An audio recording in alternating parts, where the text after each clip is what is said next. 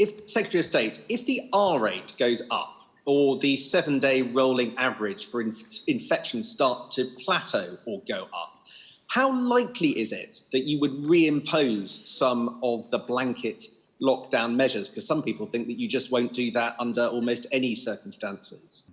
Thanks, Sam. On the point about the blanket measures, the truth is we are attempting to move the system from these national blanket measures to a more targeted approach. And this is why test and trace is such an important part of that. But we've always said that we're prepared to reintroduce measures, whether that's nationally or in response to a localized outbreak, if that is necessary.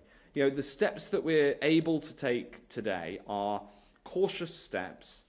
They remove some of the most difficult parts of the lockdown, with the goal, of course, of keeping R below 1 as one of the 5 tests that we wanted to meet. I've also been able to change the basis in law of these of the lockdown, because for the lockdown until today, the law has been that you can't leave your home except for reasons that are specifically set out. And this is very unusual in English law, and not the approach that we've traditionally taken for hundreds of years.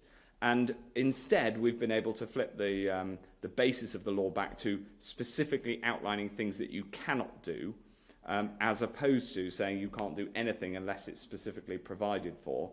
And I'm very glad we've been able to change the basis of the law and get away from what was essentially the most authoritarian part of the system, whilst, of course, having rules and guidance that have made some minor adjustments that people are, I can see today, people are able to do a bit more than they were, and we've seen people going back to school, and